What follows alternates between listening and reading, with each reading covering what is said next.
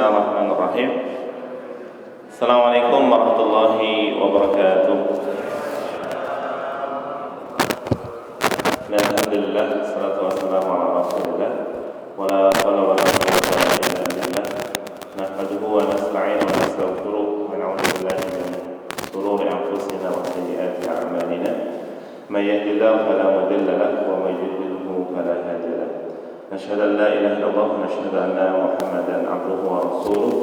Salatan wa salaman daimaini mutalazimaini ala nabiyil karim Muhammadin sallallahu alaihi wasallam wa ala alihi wa ashabihi wa man tabi'ahum bi ihsanin ila yaumiddin. Amma ba'd. Saya Handa Haji Idrus selaku Ketua PDM Depok yang semoga Allah berikan kesehatan, kemudahan dan keberkahan dalam hidup bersama keluarganya. Bapak-bapak pimpinan ranting Muhammadiyah Asia Pondok Cina dan jamaah sekalian yang dirahmati Allah Subhanahu wa taala. Alhamdulillah hari ini Allah takdirkan saya bisa menepi di Al-Kohinoor kembali sejak 2 tahun. Saya biarin aja, nggak diundang-undang, biarin. Benar, serius. Malam Rabu nggak diundang dan kurang lebih 2 tahun. Ya, termasuk ibu-ibu biarin aja. Apa udah lupa sama Ustaz Fihri saya bilangin, ya. Dan alhamdulillah hari ini Allah mempertemukan kembali dalam durasi 2 tahun.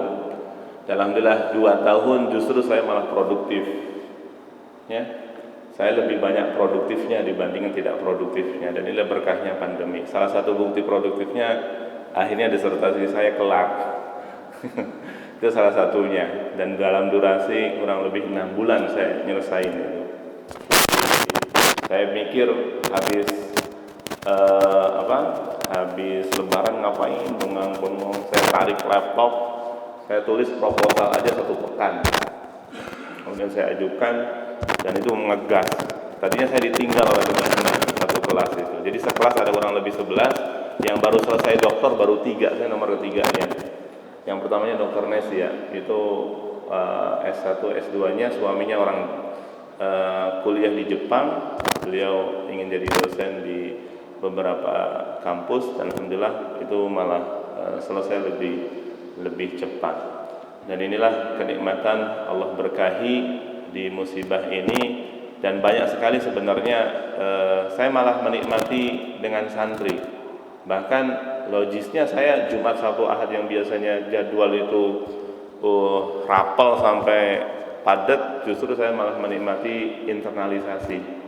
Makanya ini penting, di musibah itu sejatinya internalisasi.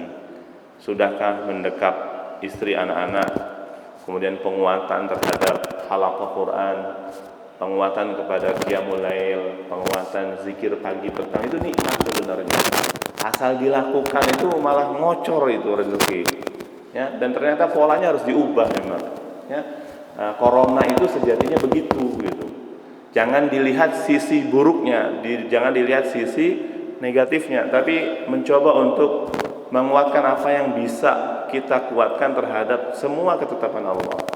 Ya, saya sering menyampaikan ke teman-teman mahasiswa, lihat apakah Gojek hari ini itu sumbernya dari problem atau bukan? Gojek yang begitu luar biasa dengan sistemik yang sangat luar biasa itu kan berawal dari problem lelet, macet, mahal, tapi dia hadir menjadikan solusi di atas semua problematika. Begitu pula corona.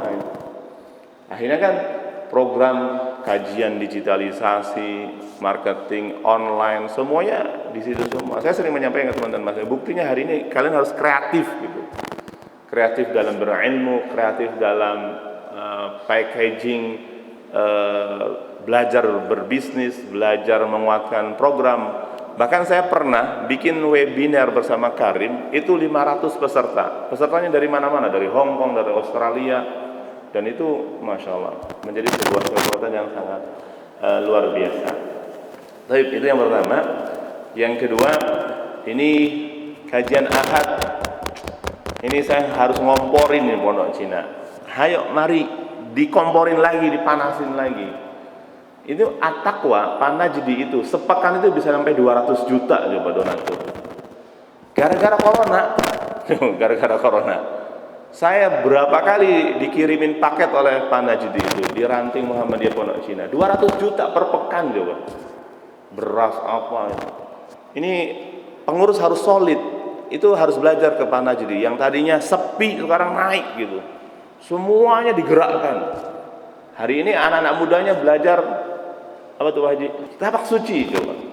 Sarapannya, kajiannya hidup, dimulai dari kajian fikih, kajian tafsir, kajian segala macam rupa, tetek bengek itu hampir padat. Bahkan sudah mau bikin madrasah untuk anak-anak di setiap sorenya. Pesertanya banyak. Itu sama Ustaz Hasan. Ya. Jadi ini sangat menyesal kalau pilar peradaban masjid ranting ini bukan menjadi pilar spirit amar ma'ruf nahi munkar. Harus digebrak dan harus dikepret. Ya. Saya aja, masya Allah. Ini mungkin Bu Haji selalu menikmati status saya. Kadang saya di Jambi, kadang saya di Pekanbaru, kadang saya kemarin di Palembang, kemudian di Lampung. Di tengah musibah pandemi, ternyata mereka semakin menguatkan ruhiyah imaniyah, ruhiyah Qur'aniyah, ruhiyah dalam majlis ilmu. Dan hari ini pun sekarang sudah bicara bukan di sini lagi. Sekarang di rumah udah bisa online dengan kajian-kajian webinar yang sangat bermanfaat, bahkan lebih nendang dibandingkan offline. Ini kesempatan seluruh pengurus, semua komponen harus menggerakkan ini dan harus rapat ini Muhammadiyah sama ASY. Apa yang harus kita lakukan menyongsong ini harus memberikan kekuatan itu semua, ya.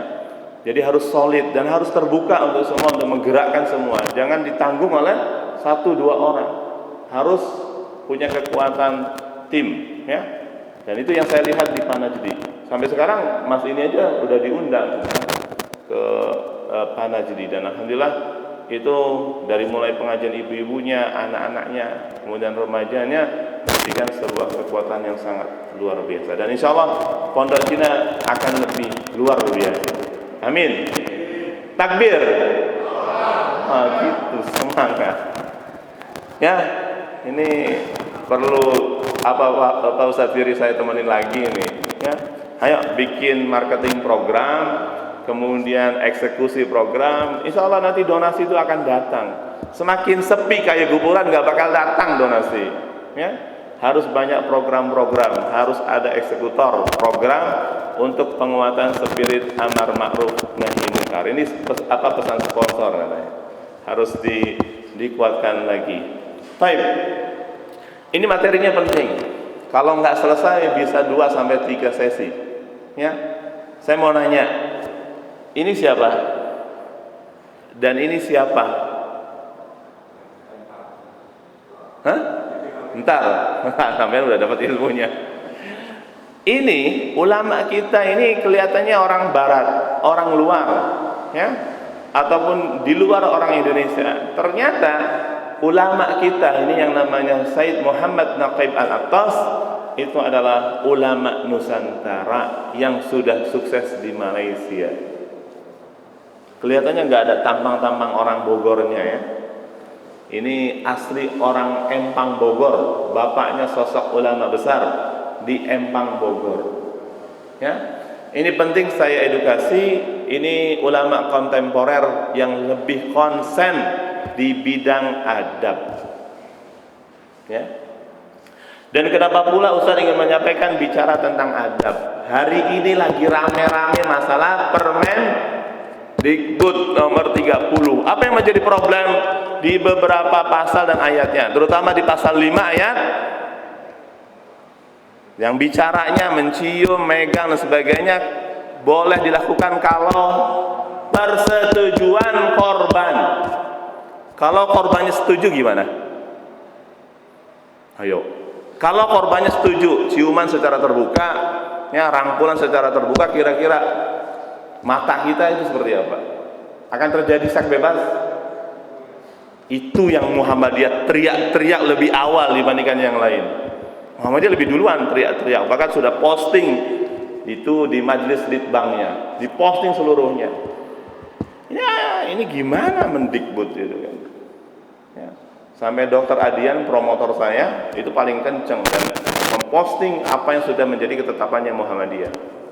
Ya, harus duduk bareng gitu. Jangan-jangan, ini mohon maaf, ini kesimpulannya karena dari awal sudah ada di beberapa kampus ada yang namanya program apa? Kesetaraan gender. Dalam konsep Islam sudah jelas An-Nisa 34, Ar-Rijalu, itu harus jelas. Ya.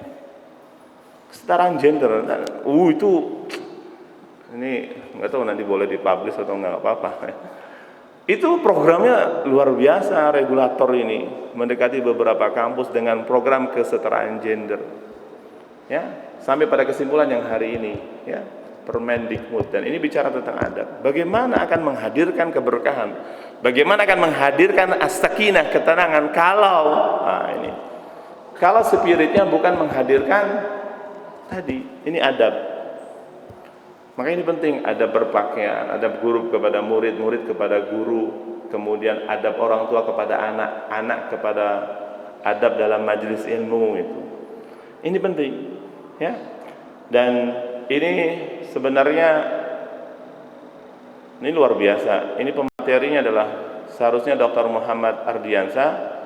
Nah, ini saya undang di Karim karena beliau ini merupakan buah dari disertasi bicara tentang adab dan pendidikan adab Syekh Muhammad Naqib Al-Attas di pendidikan tinggi ataupun di perguruan tinggi, dan ini menarik, ya. Kita akan mencoba masuk ke dalam sekaligus kenalan dengan ulama kita, yaitu dari Empang Bogor. Ya, ternyata itu luar biasa. Ini biografi beliau. Ya, Syekh Muhammad Naqib Al-Attas adalah seorang pemikir dan ilmuwan besar, kelahiran Bogor. Ya, 5 September 1931, dan kemarin muridnya diundang di Gema Insani Press di Jalan Juanda dalam rangka seminar terkait tentang adab. Profesor Danwood, ya, itu ada di sini, muridnya beliau. Bahkan murid-murid beliau ada di Indonesia. Ayahnya bernama Ali, sedangkan kakeknya bernama Al-Habib Abdullah bin Muhsin Al-Attas. Ya, ulama kita. Seorang ulama besar di Bogor yang sangat besar pengaruhnya di Indonesia. Dia akrab dengan sebutan Habib Empang Bogor. Di Depok ada Empang nggak? Ada Habib nggak? Ada yang terkenal? Kalau di sebelah saya ada Habib Dilio itu. Ya. Kakeknya ini wafat di tahun 1933. Ya, ini penting sebagai perkenalan kepada ulama kita, dan ini pula penting kepada anak-anak kita agar dikenalkan dengan orang-orang besar, orang-orang alim, ya. Sedangkan ibunya bernama Syarifah Rakwan Al-Aidarus, bukan Al-Idrus, ya, Al-Aidarus, juga merupakan keturunan ningrat di daerah Sunda. Di antara kakek mayangnya dari jalur ibunya ini juga ada yang menjadi ulama besar, yaitu Syekh Muhammad Al-Aidarus. Ya, itu karena keluarga orang besar, ulama besar, maka melahirkan beberapa ulama-ulama besar. Ya, dia adalah guru dan pembimbing spiritual Syekh Abu Hafs Umar Saiban dari Hadramaut, yang berperan membawa ulama terkemuka Melayu Nuruddin Ar-Raniri masuk tarekat Ar-Rifaiyah. Dan ini di Hadramaut itu ada Habib Umar. Biasanya kalau teman-teman NU ataupun para habaib atau habib-habib itu kalau diundang ke Indonesia udah macetnya minta ampun, ya. Baik, ini kronologisnya, ya. Ini kecil, ya. Prasekolah itu berada di Bogor, kemudian sekolah dasarnya di SD Negeri Johor, Madrasah Purwatul Usqa di Sukabumi, kemudian SMP-nya di Bukit Zahra School English College, kemudian di pendidikan militernya beliau pernah di Inggris, kemudian sarjananya ada di Universitas Malaya, bukan di Malaysia tapi di Singapura, kemudian masternya itu beliau ngambil di Kanada, Institute of Islamic Studies McGill University di Kanada, sedangkan doktornya itu beliau ngambil di London University. Jadi sosok ulama kita dan telah berkelana ke berbagai macam negara untuk talabul ilm, dan sekarang posisinya masih berada di Malaysia. Pertanyaan berikutnya, mengapa perlu mengenal sosok dan pemikiran Said Muhammad Naqaib Al-Attas yang dipilih? Yang pertama, Al-Attas adalah ilmuwan kelahiran Indonesia, cucu seorang ulama besar, Habib Empang Bogor, yang sangat disegani pada masanya. Ya. Kemudian yang kedua, Al-Attas memahami pemikiran ulama klasik dan mampu memformalisasikan kembali untuk saat ini. Jadi ini ulama kita dan mampu mentransformasikan formula-formula dalam proses penguatan pengajaran Islam dan pendidikan Islam terhadap kita semua. Al-Attas pernah menimba ilmu di Barat sehingga sangat memahami tentang Barat. Dan salah satu promotor saya juga, Dr. Adian pun, karena mempelajari masuk di perpustakaan di IAUM, International Islamic Universitas Malaysia, itu bicara tentang buku-bukunya, makanya paham tentang liberalisasi.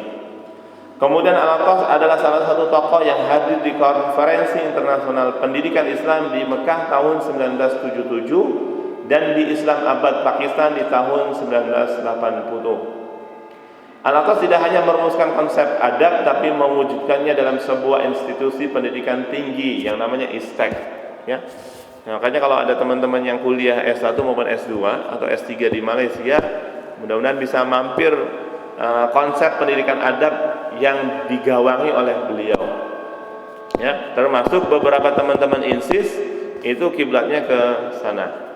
Al-Attas tidak hanya Al-Attas pencetus gagasan Islamisasi ilmu kontemporer. Makanya mohon maaf, hari ini kan ada sebuah dualisme pemahaman antara ilmu umum dan ilmu agama. Padahal dalam konsep Islam tidak ada dualisme. Semuanya mengerucut kepada sebuah pemahaman satu, bahwa ilmu dari Allah. Ya, ilmu dari Allah.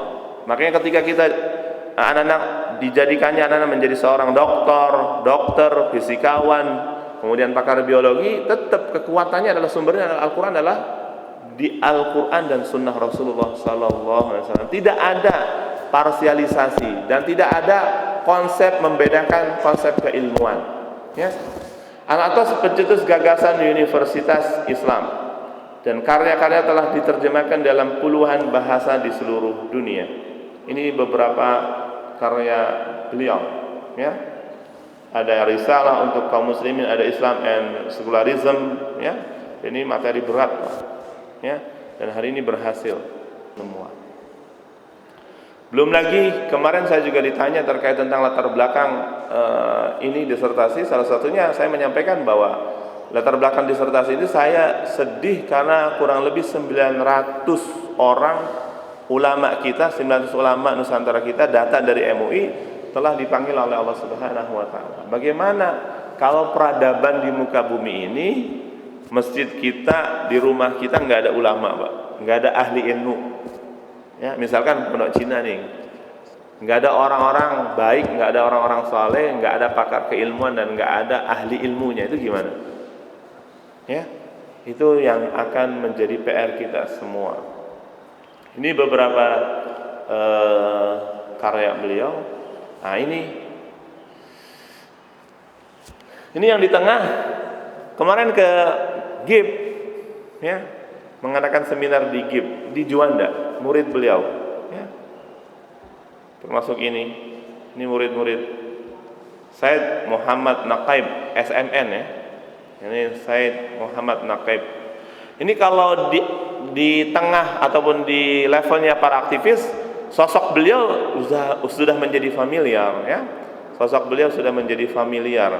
Saya sengaja saya kenalkan di warga Muhammadiyah biar ini menjadi hal yang sangat biasa untuk mendengar pemikiran-pemikiran beliau. Ini siapa beliau? Profesor Dr. Hamid Fahmi Zarkazi, MPhil.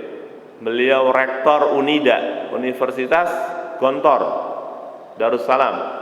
Ya, yang kemarin baru dapat guru besarnya. Ini pun murid-murid beliau. Ini tahu Profesor Dr. Ugi Soeharto?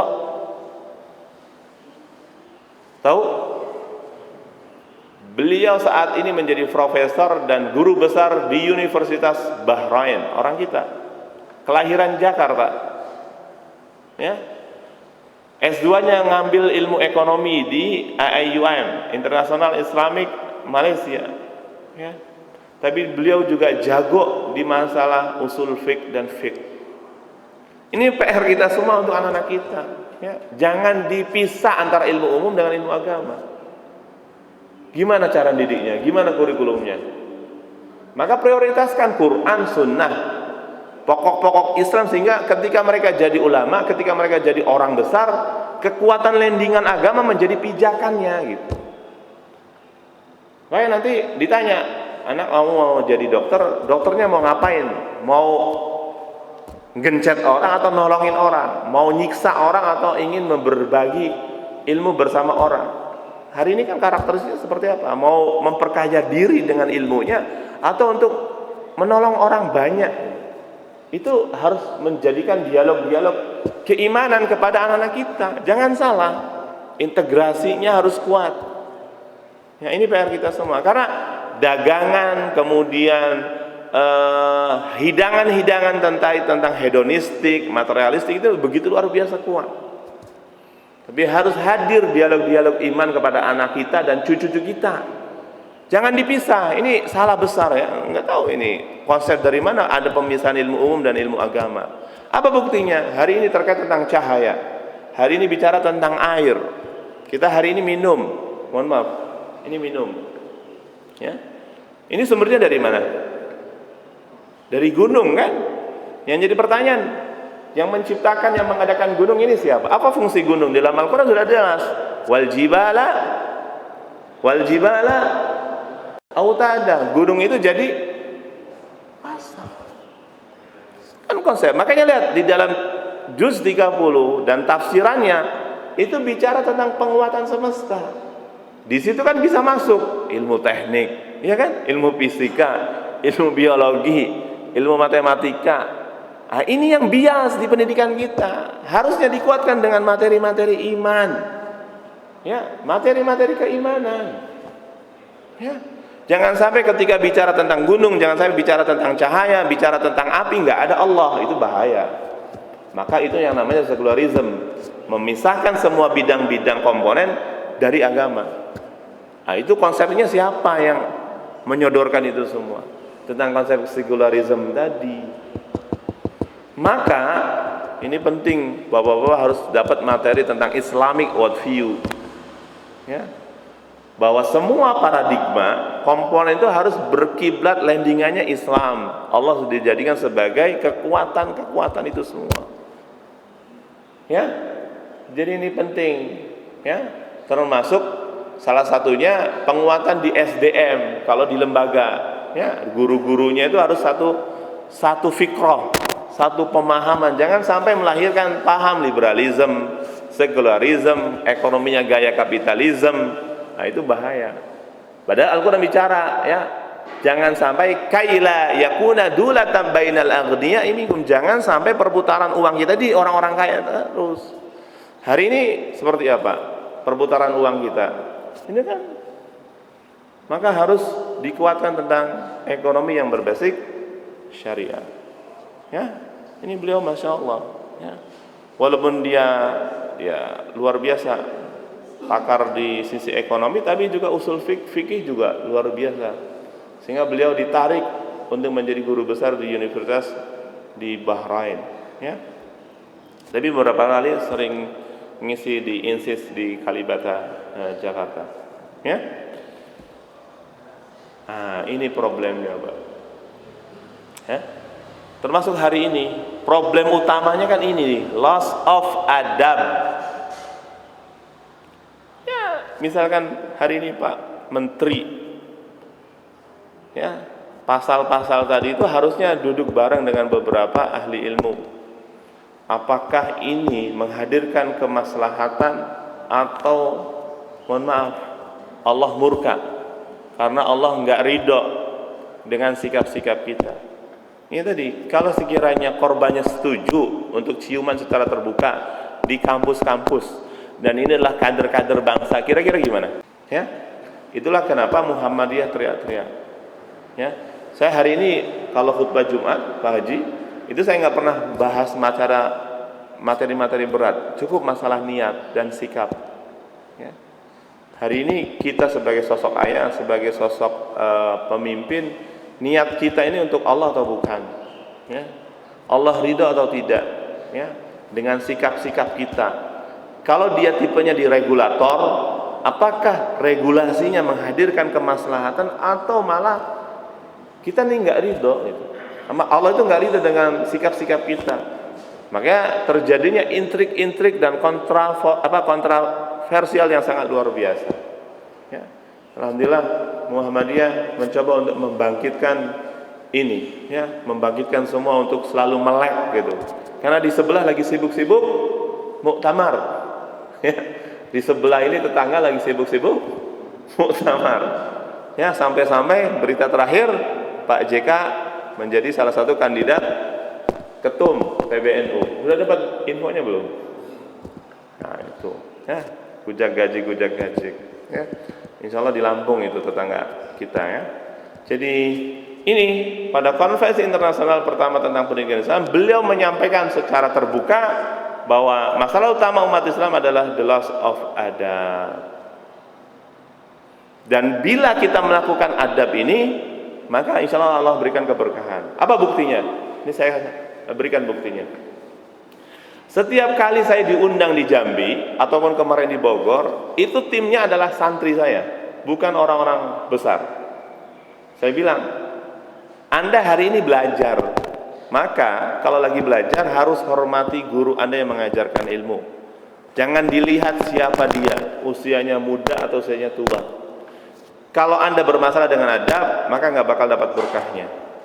Dan saya pernah ke Lampung pun tidak diberikan adab kepada ahli ilmu dan guru. Apa yang terjadi? Nggak dapat berkah ilmu, nggak ada yang dapat sanad. Ya, karena tadi. Tapi di saat saya diundang di Pekanbaru, masya Allah, benar-benar khidmah kepada guru. Ya, kemudian disemai, ditemani, dilayani. Apa yang terjadi? Kurang lebih 15 asatid itu dapat sanad. Ya, jadi ini loss of adab. Dan hari ini sangat menyedihkan ya. Jangankan di sekolah umum, sekarang saja. Makanya ketika saya sampaikan di seminar disiplin waktu, ada adab dalam majelis ilmu, ya. Ini pun sebenarnya kurang beradab ini. Harusnya mendekat gitu terhadap tadi. Kemudian dikuatkan bagaimana prosesi-prosesi dalam majelis halaqah tadi sebagai penguatan. Dan ini sekarang kajian-kajiannya cukup sederhana ya. Misalkan ta'limul muta'allim, adabul alim wal muta'allim ya. Ta'lim muta'allim itu sudah menjadi kajian klasik di beberapa pesantren. Sekarang naik untuk kajian umum ya. Nih, i'lam bi anna talibal ilmi, ketahuilah sesungguhnya pelajar atau penuntut ilmu la yanalul ilma, tidak bakal dapat ilmu, wala yantafi, dan juga tidak bakal bermanfaat dengan ilmu tersebut, illa, terkecuali dengan ta'zimil ilmi ya, beradab kepada ilmu. Apa buktinya? Kalau buku nggak boleh dijadikan bantal, itu kan kita beradab kepada ilmu ya, termasuk kepada Al-Quran, itu harus ditinggikan posisinya. Termasuk di dalam majlis, ustadz, guru harus ditinggikan. Lihat konsepsi para ulama dulu ya, itu asatidnya, kiainya, gurunya itu selalu ditinggikan, karena biar jelas siapa yang menyampaikan ilmu dan siapa yang mendapatkan ilmu, itu harus jelas. Wa ahli, begitu pula dengan keluarganya ya. Wa ta'dimil ustadz, dan mengagungkan ustadz, wa taufiri, dan juga memuliakannya. Begitu pula kalau di Karim, guru pun harus beradab ke murid. Ini penting. Makanya saya coret, itu saya tendang ustadz kalau lagi nerima setoran megang HP, megang laptop. Bagaimana mungkin setoran kamu nggak menyimak? Saya bilang. Saya beberapa kali saya tendang ustadz yang nggak serius dalam beradab. Beberapa kali saya udah ingatkan, ternyata diulang lagi. Apa yang terjadi? Santri ngeluh, Ustaz, biasanya manggil saya Abi. Bi, ini setoran saya nggak disimak serius. Harusnya ngomong sod dibaca sin. Banyak kesalahan-kesalahan. Bagaimana adabnya? Karena nggak disimak, dicuekin, akhirnya jadi melemah, malas, nggak pernah diperhatikan. Sudah akan berimbas kepada yang lain. Qiyamulail malas. Kok anak-anak juga nggak ada penyemangatnya, nggak ada ininya. Kalau ini semuanya dimainkan oleh semua komponen, itu insya Allah bergerak. Termasuk kepada orang tua. Ya, jangan macam-macam saya bilang. Ya, orang tua pun harus beradab ke guru, harus beradab kepada anaknya. Bagaimana beradab ke guru? Hari ini sekolah mahal-mahal, taunya beres, dikemplangin, dijewer, bahkan diteriakin, bahkan diomel-omelin gurunya itu. Kan saya sudah bayar sekian juta, 40 juta, 60 juta. Enggak ada seperti itu. Harusnya bersyukur kepada para ahli ilmu, para guru yang sudah menyampaikan ilmu ini kepada anak-anak kita.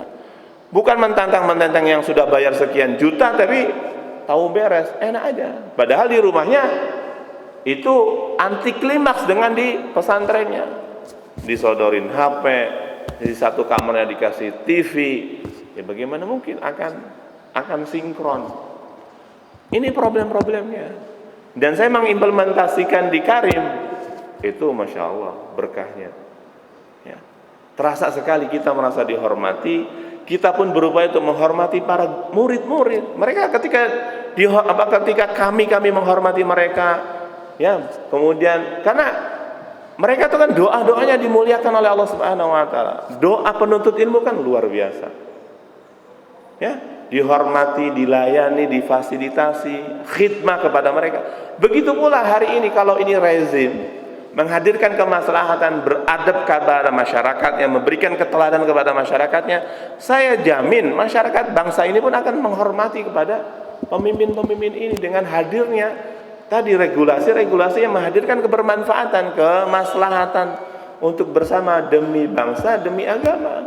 Yang jadi problem apa? Ya hari ini dagangan kue, nggak tahu nih masalah vaksin juga, ya kan? Belum lagi regulasi-regulasi yang bikin ya kasihan, ya. Jadi ini kita memohon kepada Allah Subhanahu wa taala, dimulai dari kita, Pak. Ya hari ini coba berkendaraan, berpakaian, dan mohon maaf, nggak tahu nanti di SD sini sudahkah anak-anak kita dengar itu kata bego. Itu harus menjadi perhatian. Anak-anak kan terbiasa beget. Sampai kepada mahasiswa tuh. Saya sering dengar di lift itu di kampus itu. Dari tadi kamu bege banget sih. Dan itu hal yang biasa gitu. Kita sedih, Pak. Narasi-narasinya, kemudian kata-katanya, kemudian belum lagi kasus membuli gitu kan. Saya kalau di Karim kalau ada yang membuli saya panggil. Ya. Dan itu biasanya terjadi di anak-anak baru, ya. Di anak-anak baru terbiasa dan kebiasaan di rumahnya atau di sekolahnya. Itu saya ubah semua. Dengan apa? Bahkan antara latar belakang orang kaya dengan orang miskin, orang duafa itu nggak ada sekat gitu. Semua yang sama. Termasuk dari kata-kata lisan itu saya ubah dengan gaya apa? Edukasi. Kakak bicara nggak baik kepada teman, kira-kira sakit hati nggak? Kalau kata-kata baik, kira-kira sakit hati nggak? Ya karena beberapa kasus sampai keselnya ditampar gitu kan. Nah itu saya panggil, butuh dialog-dialog. Hari ini harus ada dialog-dialog, Pak. Selain dialog-dialog, yang perlu dikuatkan apa? Keteladanan. Ini penting. Ini berat, makanya jadi guru itu kita jadi ayah, kita jadi suami, kita jadi eyang, jadi kakek, ini penting. Misal, saya kasih contoh, saya nyuruh santri suruh qiyamulail, kiainya tidur ngorok, kira-kira jadi enggak? Makanya saya bangun lebih dulu, dan itu memberikan semangat. Hari ini bapak-bapak dibangunin sama ibu-ibu atau ibu-ibu bangunin bapak-bapak? Ayo. Saya bangunin Umi bangun, saya bilang. Harus muncul menjadi qawam, harus muncul menjadi sosok ayah, harus imam, itu harus ngajarin yang benar, bukan diajarin oleh yang di sebelah. Ya. Ini problem yang sangat luar biasa. Ini. Kemarin aturannya 30 detik atau 30 jam makan. Itu ngos-ngosan kan. Ini dasar kayak masih korupsi gitu. Ya. Kan lumayan PCR sekarang dari harga 1,5 kan sampai tembus 2 juta enggak? Ya. Itu spiritnya apa gitu. Ya. Spiritnya ya. Untuk Muhammadiyah itu belajar dari Muhammad itu izahnya kuat ya. Mau dikasih jabatan, enggak dikasih jabatan, siap memberikan spirit amar ma'ruf nahi munkar. Warga Muhammadiyah harus punya karakter kayak gitu. Punya izah ya, punya kekuatan untuk selalu memberikan spirit amar ma'ruf nahi munkar. Apa buktinya keteladannya? Pak Sekjen ditawarin wakil menteri kan, ditolak. Saya maunya menteri. Wah, itu ya. Jadi ini bendera apa nih? Malik, bendera apa nih, Lik? Bang Malik, ini bendera apa nih? Ya, aneh kan? Ini pro LGBT malah ini yang megangnya orang jilbaban. Tuh. Ya, ini jangan sampai di anak-anak kita, kader-kader kita, tetangga kita, cucu-cucu kita jangan sampai hilang of adab dari berkendaraan, di tatanan publik. Kalau ini menguatkan semua komponen, kira-kira enak nggak Pak hidup? Ya, naik kereta, gitu. Berkendaraan, kemudian di kantor. Gitu. Makanya kenapa di Barat itu lebih tenang? Ya tadi, karena konsepsinya semuanya dari Islam. Dari mana? Ya bisa jadi dari sebuah proses perang salib, kemudian disadur ilmu-ilmunya, diterapkan dalam kehidupan sehari-hari mereka, dan sekarang mereka pun dikuatkan, diimplementasikan dalam kehidupan sehari-hari, akhirnya melahirkan ketenangan dalam berkendaraan tertib, di publik, ruang-ruang publik tadi nyaman, tenang, memberikan pelayanan yang sangat luar biasa. Ya itu sebenarnya konsepsi Islam yang sangat luar biasa. Akibat hilangnya adab, zalim. Sudah pasti. Ya, apalagi kalau di Karim, itu kalau sampai ada santri menyalahgunakan HP, laptop, bahkan sudah interaksi dengan lawan jenis, maka itu tadi harusnya HP untuk yang manfaat, tapi tidak pada hal yang bermanfaat. Maka zalim. Kalau namanya zalim berarti sudah tidak beradab. Begitu. Ya. Dan jangan sampai anak-anak kita dari sisi pendidikan ya banyak hal yang perlu dikuatkan. Bisa jadi dungu, tujuannya benar tapi caranya salah. Ya. Ya. Ini adab asalnya bermakna dari undangan ke suatu jamuan. Ya, adab. Ini pengertian adab pada asalnya adalah undangan kepada suatu jamuan. Konsep jamuan ini membawa makna bahwa tuan rumah adalah seorang yang mulia dan terhormat karena banyak duit. Ya, ngundang bahasanya. Dan ramai orang yang hadir. Para hadirin adalah mereka yang dalam penilaian tuan rumah patut mendapat penghormatan atas undangan itu. Dan itu tugasnya majikan, ya, mencoba untuk melayani, memberikan penghormatan kepada mereka. Oleh karena itu, mereka adalah orang budiman dan terhormat yang diharapkan berperilaku sesuai dengan kedudukan mereka. Jadi yang diundang pun mencoba untuk tahu diri gitu. Dalam percakapannya, tingkah lakunya dan etikanya.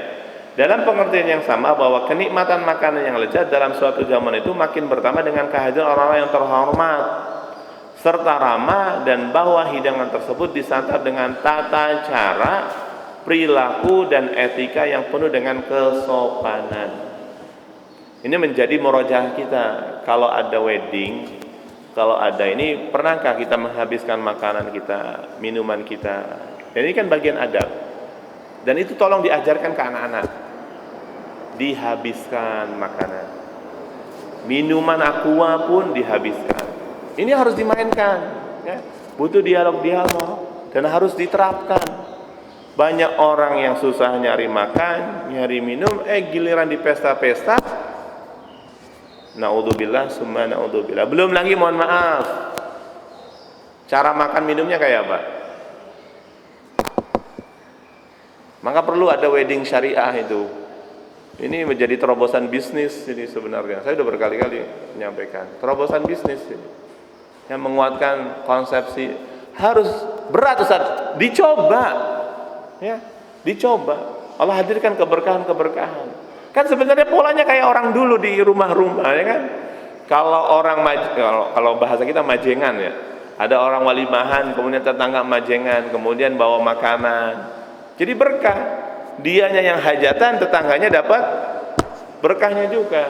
Hari ini si A-nya hajatan, tetangganya nggak dapat apa gitu kan. Jadi belum lagi nanti mereka makan duduk, ya kan, bersih, rapi gitu. Nah ini yang menjadi catatan kita semua. Demikian pula halnya ilmu harus disanjung, dinikmati serta didekati dengan cara yang sama sesuai dengan ketinggian yang dimilikinya. Hampir sama polanya tadi. Ya. Misalkan pemiliknya yang mengundang adalah ahli ilmu, gurunya, yang datang adalah talibul ilmi, penuntut ilmu. Kalau dua-duanya kalau dua-duanya menguatkan dengan adabnya, kira-kira hidangan ilmu yang akan diberikan, ilmu yang akan didapat, nikmat enggak? Berkah enggak? Itu yang jadi problem. Akan terasa nikmat. Kalau sebagai sosok pengundang, menghormati, memberikan pelayanan, memberikan kekuatan, ayo ya silakan makan. Nih makanan enak. Dia hadir mendengarkan, menyimak, pakaiannya rapi, ya kan? Kemudian benar-benar punya sopan santun. Akan hadir kenikmatan-kenikmatan dalam menyantap makanan tadi. Akan hadir kenikmatan-kenikmatan dalam menyantap ilmu-ilmu yang akan disampaikan oleh guru-guru mulia. Dan itu wajib diupayakan. Makanya alhamdulillah santri kari itu menikmati. Karena apa? Ada tukang bakso, bang berhenti, ya saya mau makan. Udah kayak gitu, dihormati, dilayani, apa yang ada di kita diberikan. Ini mereka merasa dihormati, merasa tersanjung, merasa dihargai, merasa dilayani. Maka mereka akan semakin semangat gitu. Jangan dijudge terus gitu. Aneh, bodoh, segala macam. Dikata-katakan dengan kata-kata yang buruk, kata-kata yang tidak baik, itu akan menjadi doa. Ya. Jadi dan akan lahir sebuah ketenangan kalau semua komponennya memberikan ketenangan. Akan semakin hadirnya kerusakan-kerusakan, ya terjadinya hombrok ya, kerusakan-kerusakan karena dari mulai kata-katanya, sifatnya jauh dari adab, jauh dari keteladanan, jauh dari adil, jauh dari tadi ya, zalim pada dirinya mereka. Ini tadi sudah disampaikan, jamuan fisik, jamuan jiwa, ya beda rasanya. Enggak usah jauh-jauh lah, saya sudah merasakan. Di sini jamaah memperlakukan saya seperti apa, itu terasa beda kenikmatannya, keberkahannya, ketenangannya. Itu beda, Pak. Begitu pula kita nanti, ya. Termasuk ini. Makanya pendidikan itu bukan hanya ke transfer ke knowledge, ya. Hari ini yang menjadi review murojaah kita hari ini masih dalam tataran ke transfer ke knowledge saja atau menguatkan itu semua. Mohon maaf, hari ini guru rajin nggak sholat 5 waktunya, rajin nggak puasanya, rajin nggak qiyamul lailnya, tilawahnya. Bagaimana mungkin? Makanya setiap kali saya diundang untuk ke luar daerah, itu sampai pada bingung. Itu yang dibawa ustadz santri? Iya, saya bilang bukan ustadz besar. Bahkan kemarin di Jambi terakhir saya bawa santri semua. Yang diajarin siapa? Ustadz, guru-guru. Saya bilang, yang menyampaikan ilmu itu bukan antum semua, karena sumber ilmu dari Allah. Makanya syarat ke sana itu berat. Muru'ahnya saya cek, qiyamulailnya saya cek, puasanya Senin Kemisnya saya cek, adab kesehariannya saya cek, dan itu selektif. Ada yang bermasalah saya tendang, ya. Ada yang bermasalah saya tendang. Anda enggak serius, ya. Apa buktinya? Kalau sudah waktunya jam 8, antum harus memulai duduk di dalam majelis ilmu. Berikan keteladanan. Itu di usia 13 tahun, 15 tahun diajarkan kayak gitu. Biar mereka puas, dapat pelayanan yang puas itu. Saya tugasnya ngorok-ngorok aja, monitoring aja gitu. Tidur gitu. Lihat ada yang bagus. Termasuk qiyamul lail. Antum harus hadir sebelum peserta datang. Berikan keteladanan. Gimana? Nggak tahu caranya, saya terserah kalian, saya bilang. Harus memberikan keteladanan. Ya. Alhamdulillah, tersemai, ibu-ibunya semangat. Bingung. Saya bilang itu bukan karena siapa-siapa. Karena Allah yang memberikan ilmu kepada kita semua. Dan kita yakin nggak? Inna sanulki alaika qaulan. Kata kuncinya qiyamul lail, Pak. Ya? Kata kuncinya qiyamul lail. Dan jangan putus qiyamul lail. Ya. Di tengah dagelan kayak gini nih, kue-kue yang nggak jelas, gitu kan? Bisnis, usaha, udah oleng semua, Pak. Ya. Romantisme keluarga, itu kata kuncinya di qiyamul lail. Makanya lihat, setiap kali adanya motivasi-motivasi, entah itu Mas Ipo ataupun siapa kayak Azami dan sebagainya, selalu kata kuncinya apa? Sedekah, qiyamul lail, ibadah. Kan sebenarnya udah biasa sama ibu-ibu sama bapak-bapak itu kan, sudah hal yang biasa gitu. Tinggal dikuatkan dan yakin gitu. Jangan takut terhadap kekuatan Allah Subhanahu wa taala. Jangan berpikir gaji, jangan berpikir materi. Itu nomor sekian lah. Tapi penguatan untuk spirit dakwah, spirit untuk ibadah, ini yang harus dikencengin bersama keluarga kita. Maka ini harus diramain ini Pondok Cina ini, ya, dengan kegiatan-kegiatan yang luar biasa. Dan insya Allah ini akan semakin semarak, ya. Dimulai ganti stylenya dulu atau apa, ini perlu nongkrong bareng ini kayaknya. Siap? Ayo, ya, harus semangat untuk menguatkan kita semua. Orang di atasnya aja udah ngasih contoh. Muhammadiyah nggak pernah berhenti untuk melakukan spirit amar dakwah nahi mungkar sebagai kekuatan. Ya, ayo Bismillah untuk melakukan itu semua. Adab dan keadilan sudah pasti. Ya, akan lahirnya keadilan itu sudah pasti. Ya, saya nggak bahas ini. Ini tadi udah dibahas ya. Adab terhadap keluarga. Ya, sering terjadi permasalahan karena kita sebagai sosok suami nggak memberikan adab kepada istri, istri pun tidak memberikan adab kepada suami, adab ayah kepada orang tuanya. Ini saya lagi pengen bikin daurah tajwid parenting, dan itu saya coba ceploskan di hadapan peserta. Bisa nggak? Ini pengennya kelas eksekutif. Jadi satu halaqah mentoring ditemani oleh santri karim, dikuatkan halaqah Qur'annya sekaligus pembiasaan ibadah. Jadi selepas daurah, selepas training ini kita akan lihat progresnya kayak apa. Salat 5 waktu berjalan enggak? Qiyamul lail berjalan enggak setiap hari? Halaqah Qur'annya berjalan enggak di setiap pekannya? Sedekahnya bagaimana? Duhanya bagaimana? Nyoba aja 1 bulan untuk menguatkan istiqomah itu, kira-kira gimana hasilnya? Ya, kemudian halaqah tadi muhasabah, suami sudah menyampaikan kata-kata baik enggak? Atau malah berkata kasar kepada istri, ataupun sebaliknya, ataupun kepada anak-anak, atau sebaliknya, hak-hak dan kewajibannya sudah dilakukan atau belum itu. Mohon maaf kalau belum, ya. Nah, ini kan halaqah ini yang harus dikuatkan kepada kita semua. Ini banyak ya. Belum lagi adab terhadap alam. Orang-orang hari ini mobilnya keren, giliran ini buka tisu Aqua, itu pun sama, Pak. Ya, itu pun sama. Mobilnya keren, ya, mobilnya keren. Tiba-tiba buang sembarangan. Ini menjadi ibrah kepada kita semua. Dimulai dari hal-hal yang kecil. Itu berat, Pak. Termasuk ke santri, kakak. Saya bilang, kalau ada yang kurang baik, ditertibkan. Dimulai dari nurani kita. Jangan, ini bukan kerjanya saya, ini kerjaannya pembantu, ini kerjanya, nggak bisa. Itu saya berkali-kali ngomong, Pak, depan santri itu. Sandal kurang rapi, dirapikan. piring kotor, piring gelas, mainkan, saya bilang. Kalau itu bukan kerjaan Anda, iya, bukan kerjaannya Anda, tapi kira-kira baik apa enggak, beradab atau enggak, dolim apa enggak, semuanya harus tertib, rapi. Ya malu, masa ngafalin Quran tapi kamar mandinya jorok, gitu kan, kamar mandinya kotor, bagaimana adab kepada ini, gitu. Nah itu bridgingnya berat banget, Pak.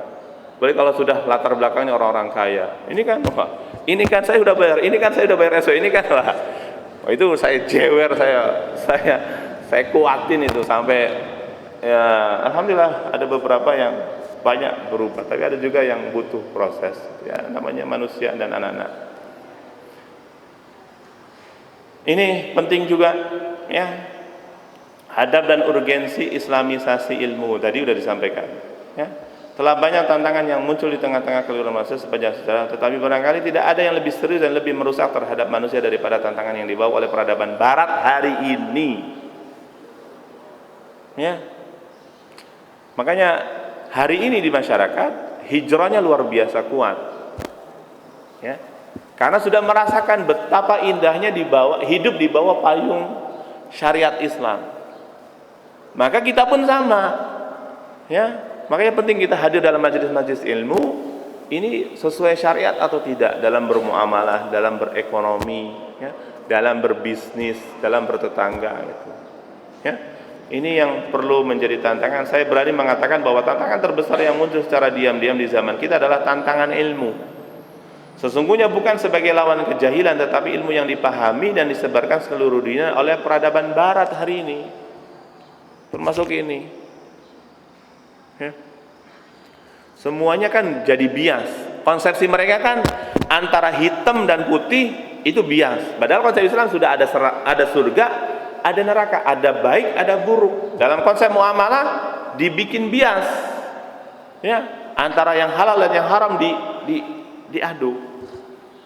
Tagline-nya syariah, tapi jeroannya bukan syariah. Nah itu yang menjadi. Maka butuh ilmu untuk penguatan itu semua, dan kekuatan ilmu itu harus ininya kuat, hubungan dengan Allahnya harus kuat, Pak. Ya, biar Allah jaga kita semua untuk dituntun, diberikan petunjuk-petunjuk dari Allah Subhanahu wa taala.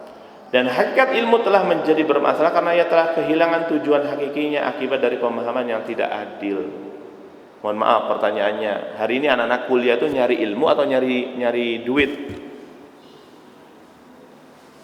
Ya kan? Dari mulai caranya dapat nilai, dapat IPK, habis kerja itu ngapain pola hidupnya, ya, memberikan keilmuan atau biar dapat pekerjaan yang karirnya sangat luar biasa. Sedangkan sikap-sikapnya diterjang-terjang semua. Ada kedoliman-kedoliman yang dilakukan. Bagaimana akan melahirkan keberkahan? Begitu pula dengan aturan-aturan yang hari ini dilakukan. Ya, na'udzubillah. Ini juga, ya, menurut definisi Syed Naqib Al-Attas tentang world view dalam perspektif Islam, pandangan Islam terhadap wujud, ya, pandangan tentang realitas kebenaran, pembiasaan manusia yang diawali dengan pembiasaan dari tradisi yang berunsurkan kuasa sakti, mitologi, animisme, kebangsaan budaya yang bertentangan dengan Islam. Hari ini masih enggak keyakinan-keyakinan terhadap animisme, ya, kekuatan-kekuatan yang magic gitu. Ya, ini kan anti tauhid, ya. Dan sesuai itu pembebasan dari kungkungan sekuler terhadap akal dan bahasanya. Manusia Islam adalah orang yang akal dan bahasanya tidak lagi dikungkung oleh kuasa sakti, mitologi, animisme, tradisi nasional dan kebudayaan serta sekularisme. Ia terbebaskan baik dari pandangan alam yang berurusan kuasa sakti maupun pandangan alam yang sekuler. Dan inilah luar biasa konsepsinya, ya. Kalau ini nanti memang butuh kajian sirah. Makanya di rumah, dan saya menikmati karena ini contoh potretnya, ya, sudah jelas. Ya, ini luar biasa. Tidak pernah ada dan tidak akan pernah ada kecuali dalam Islam, yaitu pribadi yang mencontohkan semuanya. Siapa? Nabiullah Muhammad sallallahu alaihi wasallam. Laqad kana lakum fi Rasulillahi uswatun hasanah. Ya. Ini istek yang di Malaysia. Ini beliau. Jadi beliau ini sosok ini arsitek juga. yang sangat luar biasa kedalaman ilmunya. Dan ini beliau menggambar kampus Istek, ya.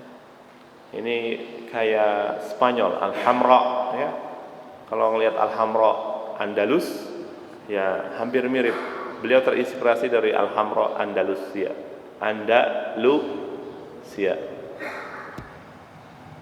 Ini International Symposiumnya menggunakan bahasa Arab dan bahasa Inggris.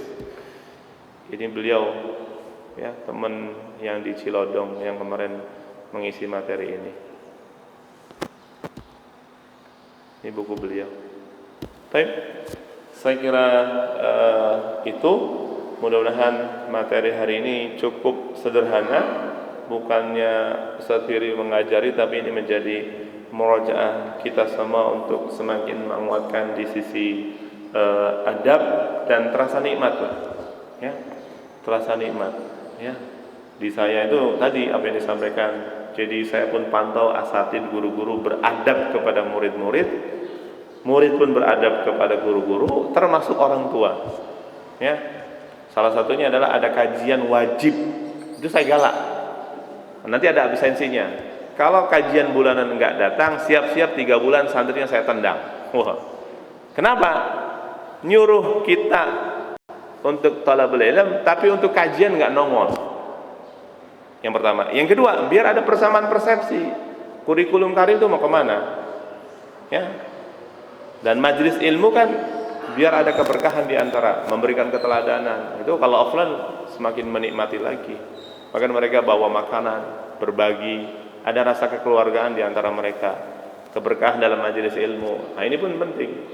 Makanya ini harus kita sama-sama, mumpung kita masih Allah berikan sisa-sisa hidup kita, ya, bapak-bapak, ibu-ibu, mari sama-sama menggerakkan kembali spirit amar ma'ruf nahi munkar, berikan kekuatan adab di semua elemen dan komponennya, dan insya Allah Allah berikan tadi tetesan-tetesan kenikmatan, dan insya Allah akan semakin makmur dan beradab. Saya kira itu saja. Naktafi bihadzal qadar. Mohon maaf atas segala kekurangannya. Assalamualaikum warahmatullahi wabarakatuh. Luar biasa nikmat pertanyaannya. Jadi begini, yang pertama, bahwa dalam ilmu itu ada namanya sanadisasi. Dari sisi keturunan namanya nasabisasi, ya. Apa fungsi sanad? Atau nanti kita bahas tentang ilmu sanad, ya, di materi berikutnya. Bagaimana cara mendapatkan ilmu? Apakah caranya cukup dengan dengar gitu? Kayaknya penting, ya. Misalnya nanti mohon diingatkan Pak Haji di sesi berikutnya tentang persanadan. Bagaimana ulama-ulama dulu tuh seperti halnya para sahabat, ya. Para sahabat mendapatkan hadis dari Rasul itu kan ada yang dengan cara ijazah. Ijazah itu langsung, ini saya serahkan ke antum. Antum layak untuk menerima hadis dari saya. Namanya ijazah. Ada juga dengan cara as-sima'ah, dengan mendengar. Sami'tu Rasulullah SAW, itu dengan cara mendengar langsung. Hari ini ada beberapa yang sudah menguatkan itu semua, Pak. Termasuk di Karim. Ya, tapi masih di bidang tajwid. Ya, masih di bidang tajwid. Bidang tajwid itu penguatan bagaimana makhraj dan sifat sesuai atau tidak dari guru yang menyampaikan. Seperti halnya dulu kan begitu polanya, kita berguru kepada seseorang, berguru kepada kiai, kemudian ketika fasenya sudah sekian lama, berjenjangnya sudah lama, baru ketika sudah berakhir saya serahkan. Terkait tentang pendidikan kita sebenarnya hampir mirip gitu, ya, hampir sama. Adanya kurikulum kan untuk menguatkan sesuai tidak dengan profil lulusannya seperti apa. Maka lembaga atau pendidikan dan lembaga pendidikan memberikan ijazah, itu kan sama, itu kan, memberikan ijazah sertifikat bahwa Anda layak menjadi alumni A dan B. Kalau tidak, tadi hampir sebenarnya sama, cuma kalau dari sisi kajian keislaman itu semakin ketat dari sisi untuk mendapatkan sanad keilmuan tadi. Sanad keilmuan itu ada di bidang hadis, ada di bidang tafsir, ada di bidang tajwid. Kalau di lembaga-lembaga pendidikan kita kan secara umum, tapi polanya hampir sama gitu. Kalau Anda tidak layak untuk mendapatkan profil-profil yang dimaksud, makanya kalau lembaga pendidikan saya ingin lembaga ini profilnya lulusannya kayak gini, sesuai enggak itu. Maka kan diberikan pengijazahan, diberikan sanad itu, tapi secara umum. Nah, yang akan lebih menguatkan lagi adalah di sisi sanadisasi keilmuan tadi.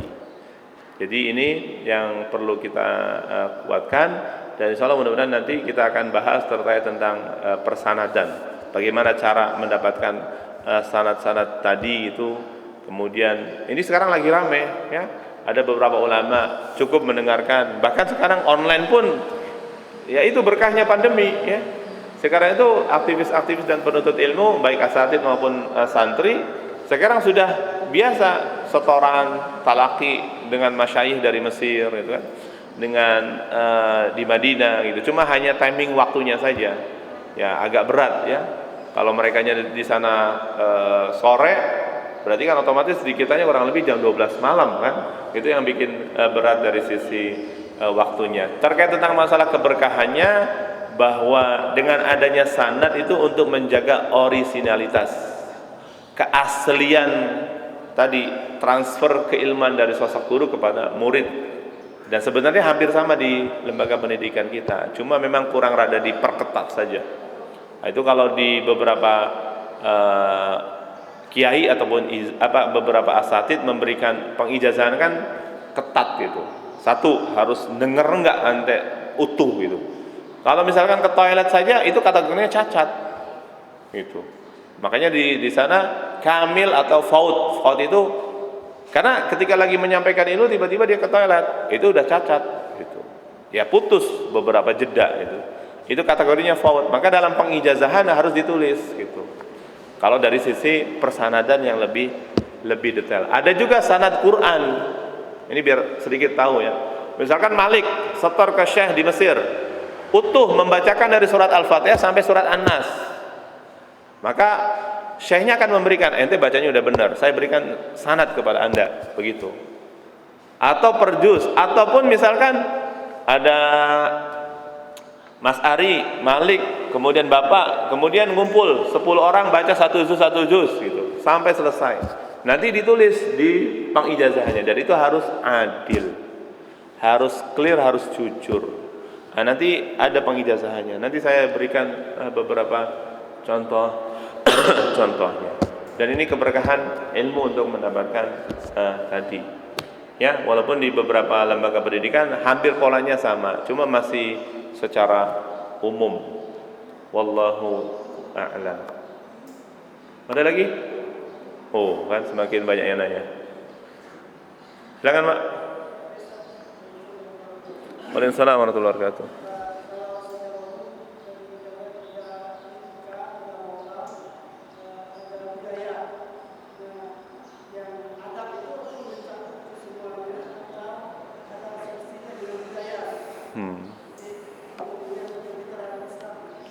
Ini pengistilahan saja.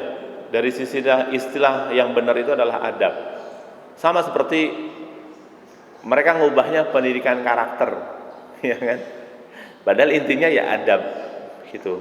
Tapi dari sisi bahasa Arab, kalau kita dengar adab itu sastra, ya. Dari sisi kismul adab itu fakultas adab, fakultas sastra.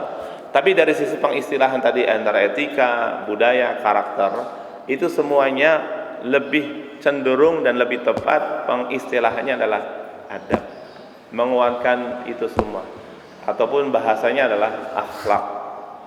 Jadi itu hampir sama sih sebenarnya, Pak. Cuma kalau dipisah-pisah lagi akan semakin terasa sisi perbedaannya. Wallahu a'lam.